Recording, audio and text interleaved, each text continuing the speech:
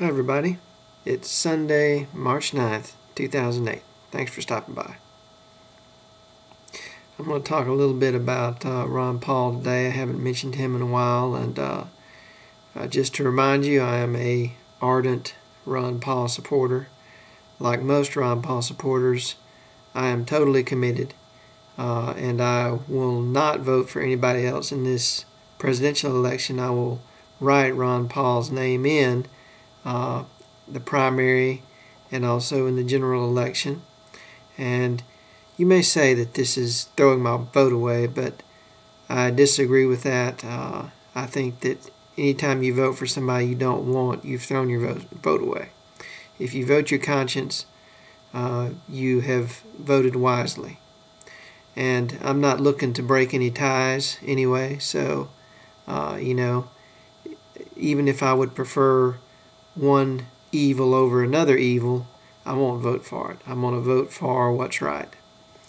You can say what you want about Ron Paul. You can call him a nut or an extremist. You can say he's comical or that he's a pacifist or whatever you want. But, Ron Paul has been telling us the truth from the beginning.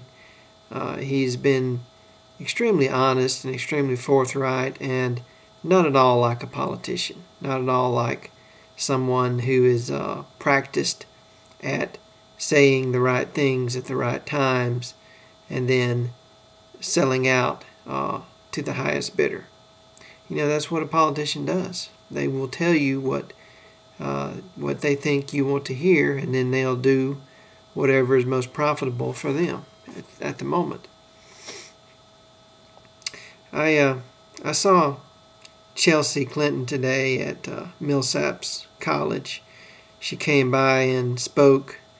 I think they had around 100, maybe 150 people in attendance there. It wasn't a very big crowd, but it was a very enthusiastic crowd. They supported her. They supported Hillary Clinton. There were a lot of Hillary Clinton signs there. They said that Chelsea was a graduate of Oxford in England, and she seemed pretty intelligent. She seemed pretty sincere, a decent speaker, and she said a lot of things that I guess I could agree with. She said that Hillary wanted to get out of Iraq immediately within after 60 days, they were going to come up with this plan to get all the troops out, to get all the contractors out, and to actually evacuate some of the people who had supported us during this war. And she talked about Hillary's health care plans and her educational plans. One of the things that she said was they were going to get rid of No Child Left Behind because obviously it's a big joke. It's a mistake. If you ask any teacher to tell you it's like an albatross around their neck and nothing more, it doesn't help them. It actually hinders them and reduces the quality of the education that your children are getting. She said a lot of things that I agreed with, but what you got to remember is Hillary Clinton is anointed by the media, and she's part of the establishment. If I had heard that speech in 2005 or maybe early 2006, I would have loved it, and I would have, supported Hillary Clinton. I would have picked up one of the signs and started cheering.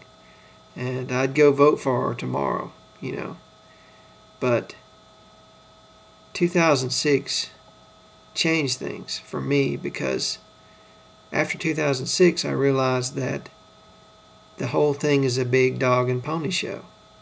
The Democrats and the Republicans are not really fighting each other the way they pretend to be. Sure, they squabble, sure they bicker back and forth, but they don't really want to change the direction of this country. They just want to get elected instead of the Republicans or instead of the Democrats. They're all playing on the same team. They're just fighting over who's going to be the starter. If you look back, now Obama is saying change, change, change, and Hillary is saying change, change, change. They all have the same message of change. But you know what? In 2006, they got everything they needed to make changes, and they didn't. They betrayed us in 2006. We voted them into Congress to end this war. We voted them into Congress to hold George Bush accountable, to stop him from taking over the government and subverting the Constitution and, all the other ridiculous things that he's been doing. They haven't done anything. They haven't tried to impeach him at all. They haven't tried to end the war or even slow down the war. The surge happened under a Democratic Congress, people. Most of these laws that have been passed, the MCA, the suspension of habeas corpus, that happened under a Democratic Congress, people. Okay? They manipulated us with all this rhetoric, and then they just went about business as usual. There's no difference between the Republicans in Congress and the Democrats in Congress. It's a rubber stamp Congress, and it has the same agenda. They have not stood in President Bush's way in any meaningful manner whatsoever. So, for them to do that, that's one thing. But do you really want to let them do that to you twice? Think about that. Do you really want to be, the people who voted Democrats into Congress and watch them betray you and watch them do the exact opposite of what you voted them into Congress to do, and then vote them into the White House? Or do you want to vote John McCain to the White House after he's been,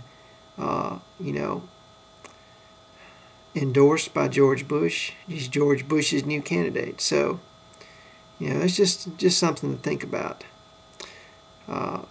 Anyway, I'm voting in the Mississippi primary, and I'm writing in Ron Paul's name if he's not on the ballot, and I hope you'll do the same. See you next time.